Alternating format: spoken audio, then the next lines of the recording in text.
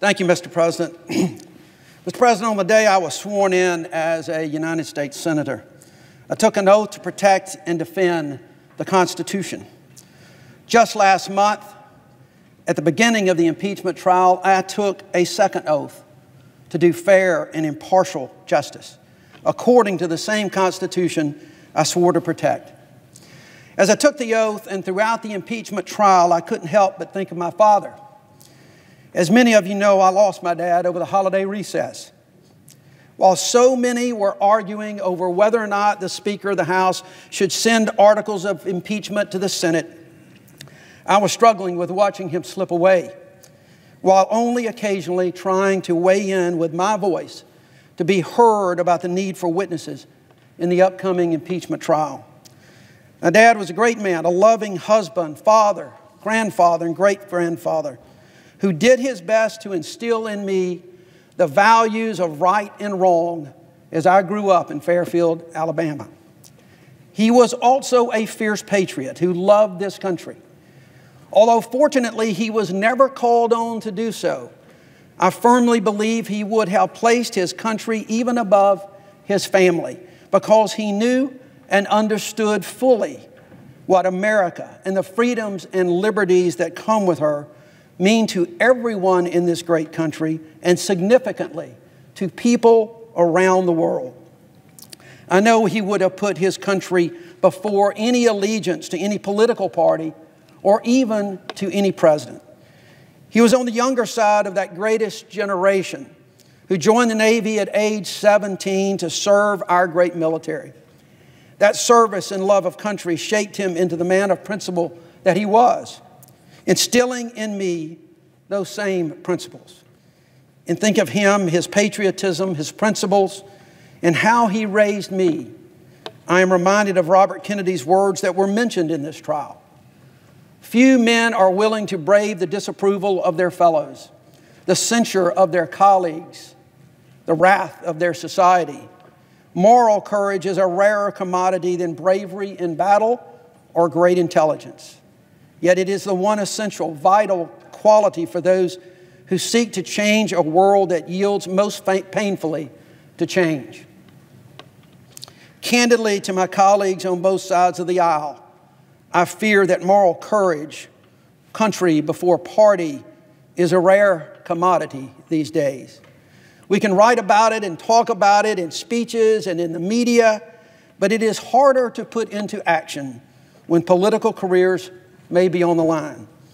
Nowhere is the dilemma more difficult than in an impeachment of the President of the United States. Very early on in this process, I implored my colleagues on both sides of the aisle in both houses of Congress to stay out of their political and partisan corners.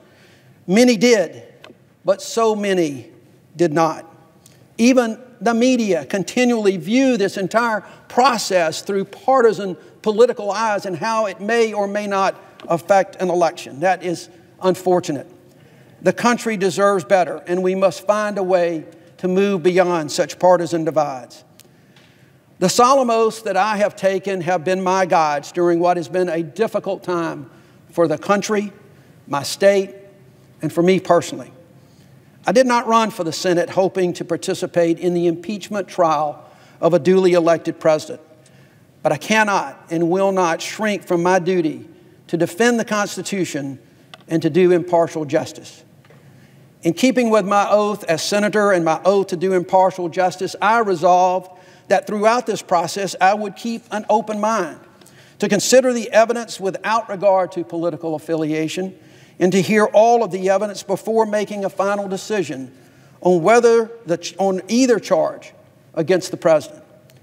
I believe that my votes later today will reflect that commitment. With the eyes of history upon us, I'm acutely aware of the precedents that this impeachment trial will set for future presidencies and Congresses. Unfortunately, I do not believe that those precedents are good ones. I am particularly concerned that we have now set a precedent that the Senate does not have to go forward with witnesses or review documents, even when those witnesses have firsthand information. And the documents would allow us to test not just the credibility of witnesses, but also test the words of counsel of both parties. It is my firm belief that the American people deserve more. In short, witnesses and documents would provide the Senate and the American people with a more complete picture of the truth. And I believe the American people deserve nothing less. That's not to say, however, that there is not sufficient evidence in which to render a judgment. There is. As a trial lawyer, I once explained this process to a jury as like putting together the pieces of a puzzle. When you open the box and spread all the pieces on the table, it's just an incoherent jumble. But one by one, you hold those pieces up, and you hold them next to each other and see what fits and what doesn't. And even if, as was often the case in my house growing up, you're missing a few pieces, even important ones, you more often than not see the picture. As I've said many times, I believe the American people deserve to see a completed puzzle, a picture with all of the pieces, pieces in the form of documents and witnesses with relevant firsthand information, which would have provided valuable context, corroboration, or contradiction to that which we have heard. But even with missing pieces, our common sense and life's experiences allow us to see the picture as it comes into full view. Throughout the trial, one piece of evidence continued to stand out for me. It was the President's statement that under the Constitution, we have Article 2 and I can do anything I want. That seems to capture this President's belief about the presidency, that he has unbridled power, unchecked by Congress or the judiciary or anyone else. That view, dangerous as it is, explains the President's actions toward Ukraine and Congress.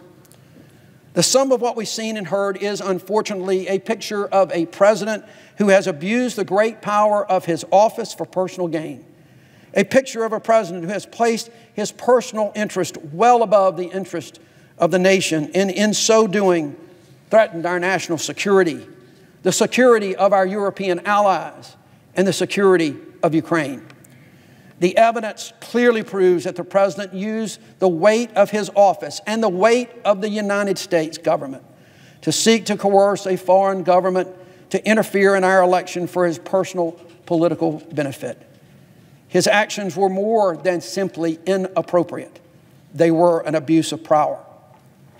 When I was a lawyer for the Alabama Judicial Inquiry Commission, there was a saying that the chairman of the Inquiry Commission and one of Alabama's great judges used to say, Randall Cole.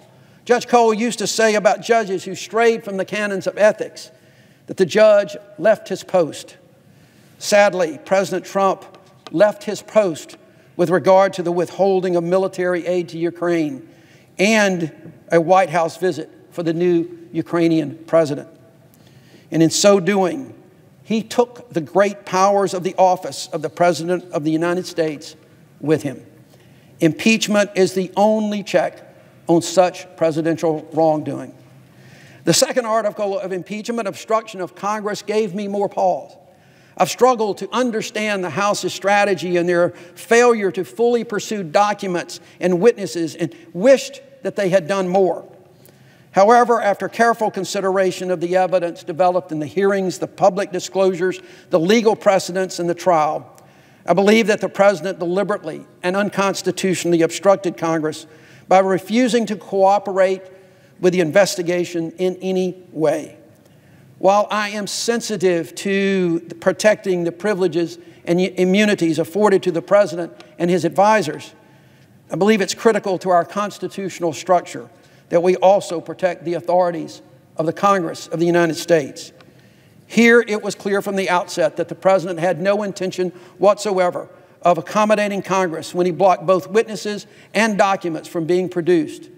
In addition, he engaged in a course of conduct to threaten potential witnesses and smear the reputations of the civil servants who did come forward and provide testimony. The President's actions demonstrate a belief that he is above the law, that Congress has no power whatsoever in questioning or examining his actions, and that all who do so at their peril. That belief, unprecedented in history of this country, simply must not be permitted to stand. To do otherwise risks guaranteeing that no future whistleblower or witness will ever come forward, and no future president, Republican or Democrat, will be subject to congressional oversight as mandated by the Constitution, even when the president has so clearly abused his office and violated the public trust. Accordingly, I will vote to convict the president on both articles of impeachment. In doing so, I am mindful that in a democracy there is nothing more sacred than the right to vote and respecting the will of the people.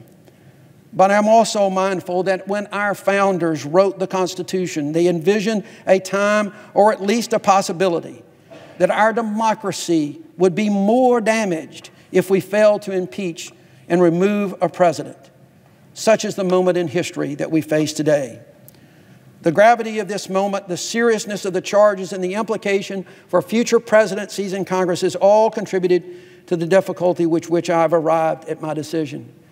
I am mindful, Mr. President, that I am standing at a desk that once was used by John F. Kennedy, who famously wrote Profiles in Courage, and there will be so many who will simply look at what I'm doing today and say it is a profile in courage. It is not.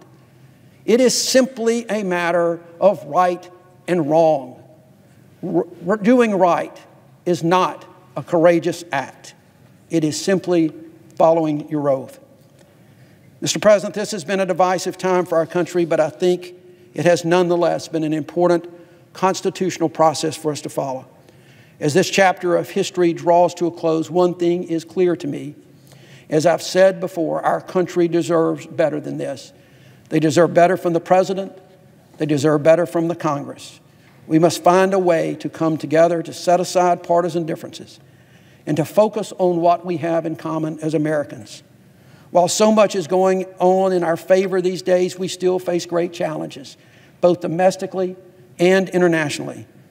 But it remains my firm belief that united, we can conquer them and remain the greatest hope for the people around the world. Mr. President, I ask unanimous consent that my full statement be printed in the record. Without objection. Thank you, Mr. President. I yield the floor.